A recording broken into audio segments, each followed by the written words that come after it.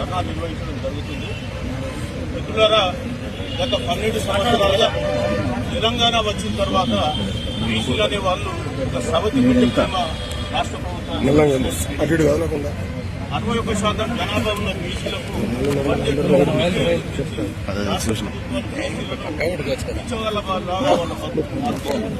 మీకు నేను ఒక 2 నిమిషాలు ఒక స్టాటిస్టిక్ చెప్తాను ఏం జరుగుతుంది రాష్ట్ర గత 12 సంవత్సరాలుగా.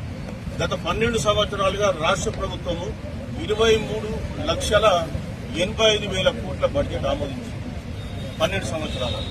అందులో ఖర్చు పెట్టింది 20,87,000 కోట్లు ఖర్చు పెట్టింది. అంటే 88% ఖర్చు పెట్టింది. బడ్జెట్ లో కాకుండా బయట అప్పు తీసుకొచ్చి 7 లక్షల కోట్లు ఖర్చు పెట్టింది. అంటే దాదాపు 29 లక్షల కోట్ల ఖర్చు అయింది.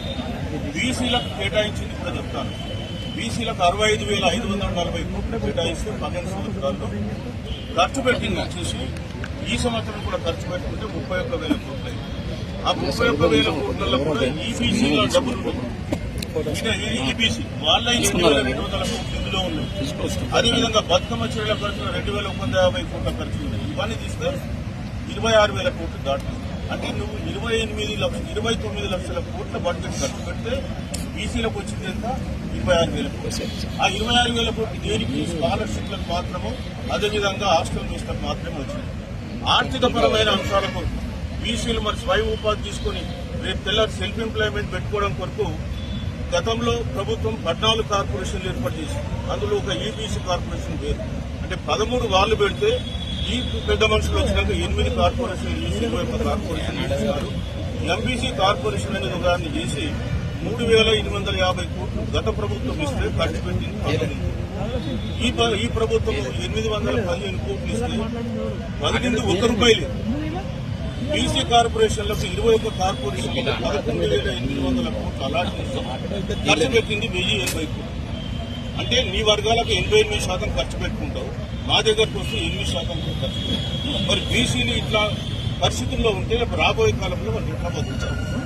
మీరు చూడండి, లాస్ట్ టైం బీసీ కార్పొరేషన్ 2,200 కోట్లు ఇదే గవర్నమెంట్ పెట్టింది. మేము కామారెడ్డి డిక్లరేషన్ లో 20 కోట్లు పెడతామని చెప్పి వీళ్ళు వచ్చిన తర్వాత 9,200 కోట్లు లాస్ట్ టైం పెట్టి అందులో బీసీ కార్పొరేషన్లు 22 కార్పొరేషన్లకు 2,200 కోట్లు పెట్టి రిలీజ్ చేసింది సున్నా. వాడన న్యాయం ఇంకా కాస్త కోసం 10 రూపాయలు 20 రూపాయలు వచ్చింది. గవర్నమెంట్ రూపాయి లాస్ట్ ఇయర్ ఇవ్వలేదు, ఈ ఇయర్ కూడా ఇవ్వలేదు. అందుకని మేము మొన్న ఫిబ్రవరి 2వ తారీఖు రోజు సమాజంలో ప్రెస్ క్లబ్ లో బీసీలకు బడ్జెట్ లో జరుగుతున్న అన్యాయాలపై ఒక మీటింగ్ పెట్టడం జరిగింది. అదేవిధంగా రాష్ట్ర ప్రభుత్వానికి రిప్రజెంటేషన్ ఇచ్చినాం. మళ్లీ ఈ రోజు ప్రెస్ మీట్ పెట్టి మళ్లీ మీ అందరినీ కూడా కోరుతున్నాం. మన 27వ రోజు మనం మళ్లీ ఒక రోజు నిరాహార దీక్ష ఇందిరాబాద్ సాక్షిగా చేయబోతున్నాం. అందరూ రావాల్సిందిగా కోరుతున్నాం. బీసీలకు ఇదే రకమైనటువంటి యాటిట్యూడ్ రాష్ట్ర ప్రభుత్వం చూపించినట్టయితే మరి బీసీలు నేర్పుతారనే విషయానికి ఇంతకుముందు మిత్రులు మన యాదవ్ గారు చెప్పినారు, దాని శ్రీనివాస్ గౌడ్ గారు.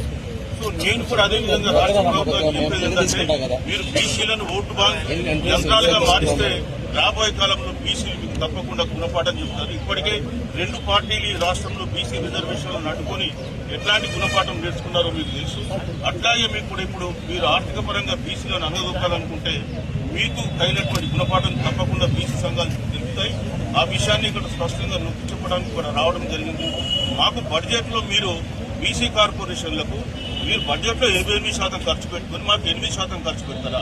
మరి బీసీలు ఏం చేస్తున్నారు, ఏ పాపం చేస్తున్నారు వాళ్ళు? ఈ విషయాన్ని మీరు అందరూ గుర్తుంచుకోవాలి. ఇది క్షేమా కాదా? రాష్ట్ర ప్రభుత్వం మీద అవమానమా కాదా? సో క్షేమ్ అని ఒకసారి గట్టిగానండి రాష్ట్ర ప్రభుత్వం.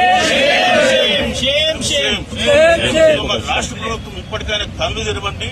కాస్త ఇప్పుడు మార్చి 31 లోపల మాకు మీరు కేటాయించినటువంటి బడ్జెట్ ఏదైతే ఉందో 11,400 కోట్లు అది ఇప్పుడు రిలీజ్ చేయండి. పోయిన సంవత్సరం 9,200 కోట్లు అన్నారు, అందులో 2,000 ఖర్చు పెట్టేసి అది 2 కలిపి మాకు రిలీజ్ చేయండి. మీరు కామారెడ్డి డిక్లరేషన్ ప్రకారం 1,00,000 కోట్లు 5 నెలలకు ఖర్చు పెట్టమన్నారు. 100% అది ఖర్చు పెట్టాలి. దాని కొరకు బీసీ సంఘాలు ఇలా ఉద్యమిస్తున్నాయి. రేపు రాబోయే కాలంలో మళ్లీ రాష్ట్ర ప్రభుత్వం బీసీ సంఘాలను మీరు ఇదే విధంగా రెచ్చగొడితే ఇంకా మరి పెద్ద ఎత్తున ఉద్యమాలు వస్తాయని చెప్పి హెచ్చరిస్తూ నాకు అవకాశం కల్పించిన అందరికీ ధన్యవాదాలు.